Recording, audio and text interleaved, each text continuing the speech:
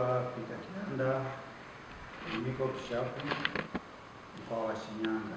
Mimi ni Mtanzania. Naishi hapa Kishapu katika mkoa wa Shinyanga. Niko hapa kwa ajili ya kuwapa ufafanuzi wa hili jina la mkoa wa Shinyanga ambalo lina mahusiano makubwa sana na vilabu vingi katika nchi yetu. Jina hili bwana, unaweza ukalichukulia kama ni la kawaida sana, lakini kuna namna ambavyo hili jina linajitenga na yale majina mengine.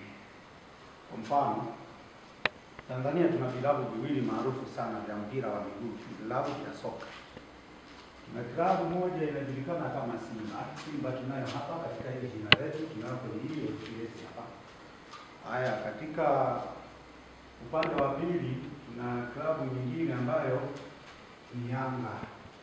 Yanga tunayo kupitia katika hili jina letu, kupitia hii herufi Y ambayo ndio hii hapa. Jina hili bwana linahusisha hizi timu mbili, kwa maana ya kwamba jinsi linavyotamka na jinsi lilivyokaa, hili jina limebeba hivi vilabu vyetu viwili. Sasa kwa utangulizi, katika makala iliyopita, nafikiri ufafanuzi huu hapa utausoma vizuri sana kwenye ile makala ambayo inaeleza mwendelezo wa ufafanuzi wa jina Shinyanga. Sasa kwa leo nakupa hii ina maana kubwa sana baada ya hii dabi iliyopita, dabi ya Kariakoo ambayo ilikuwa ni ya tarehe 25 mwezi wa 6. Dabi hii hapa inahusiana na hili jina Shinyanga. Kwa upande mwingine, jina hili wengi tunapenda kuliandika kwa namna hii hapa. Ukiwa unaandika kifupi, tunapenda sana kuliweka kwa staili hii hapa. Tunapoliweka kwa staili hii hapa ni SHY, unatamka kwamba shai. Mimi niko shai bwana. Sasa hii shai ina kirefu chake, kuna bado tu kinarudi pale pale kwenye vilabu vyetu viwili. Ukitamka shai hapa, kwa mfano Shinyanga yenyewe, Shinyanga nzima, herufi zake hizi hapa zimejipanga mahili kabisa, kuonyesha kwamba jina hili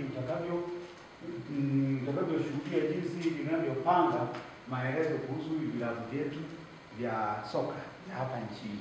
Kwa hiyo katika makala iliyopita ile ya ufafanuzi wa mwendelezo, utakuta maelezo yake kabisa yaliyojitosheleza kuhusu jina lenyewe zima kabisa la Shinyanga. Hapa hiki kifupi hiki hapa tunacho kwa upande huu hapa, ambacho inatamka ES, maana yake ni Simba.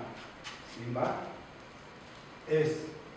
PH ina maelezo yake, alafu Y ina jina lenyewe la klabu ya pili Yanga.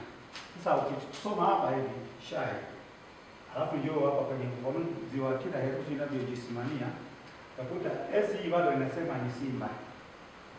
Alafu kija H, neno hapa sasa ni la kichokozi kidogo, lakini sasa ndivyo ilivyo wajibu mambo ya ushindani.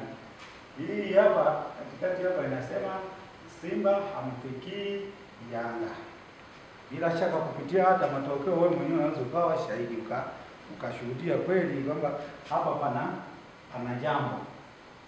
Mimi nimeona nikuwekee haya ili na wewe wakati unapokuwa unafanya huo ushahidi na nini uone na wewe kilichopo cha ziada katika jina hili la mkoa wa Shinyanga. Bwana wewe, karibu sana unapokuwa unafika Shinyanga, uelewe kwamba nimeingia mahali ambapo anazungumziwa kiini cha burudani ya Watanzania kwa ujumla. Maana kila unaposikia shindano la Simba na Yanga, ujue kwamba Watanzania wote saa hiyo wako dimbani.